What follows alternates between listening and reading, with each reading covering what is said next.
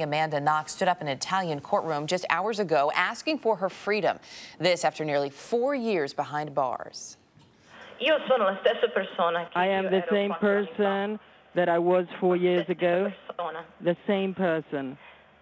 The only thing that distinguishes me from 4 years ago is what I have suffered. Family and friends say this, though, is in fact a very different Amanda Knox than the one we saw when she was first charged with the murder of her roommate. 48 Hours correspondent Peter van Sant is in Perugia, Italy this morning with more on that. Peter, good morning again. Good morning. This is a case where perception is everything, especially with someone as beautiful as Amanda. And when this trial began, Amanda was often seen smiling, appeared almost carefree.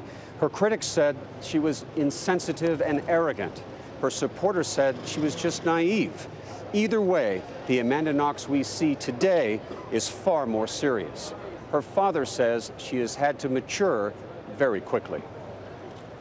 Weeks before her roommate was brutally murdered in November 2007, 20-year-old Amanda Knox, the honor student from Seattle, was having the time of her life. Classes were going great. She felt like she was, learning the language really, picking up things really quickly. Prior to arriving in Perugia for her semester of study abroad, Knox visited relatives in Germany, where this now infamous photo was taken. Italian and British tabloids would later say it showed her delight in violence.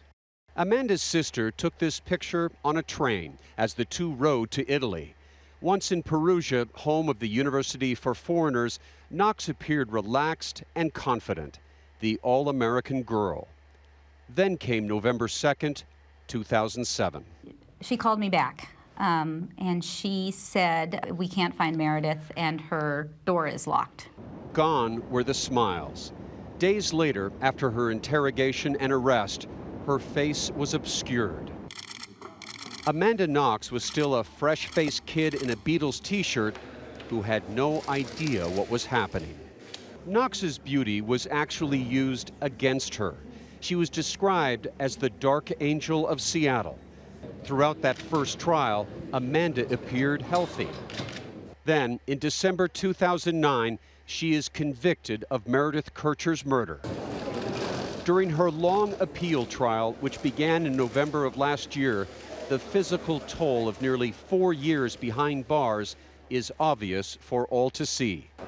Andrew Celeber has been a friend of Amanda Knox for years. I know she is a very courageous person, but I can still say that she's just scared of what could happen here. Amanda Knox has become the face of worry and fear. And as you know, the verdict is expected sometime around 2 o'clock Eastern time today. And the big question is, will we continue to see that face of fear and concern or one of joy? Erica? And Peter, what did you think? I mean, you were in the courtroom this morning. What was the face of Amanda Knox this morning? Was it concern? Was it still fear? It's part of what all this emotion poured out today was taking a look at her. She was terrified, gaunt. Her hair seemed thin, she's lost weight. The enormous pressure of the most important speech of her life really weighed on her, and it was very powerful and very sad. Peter van Sant in Perugia this morning. Peter, thanks.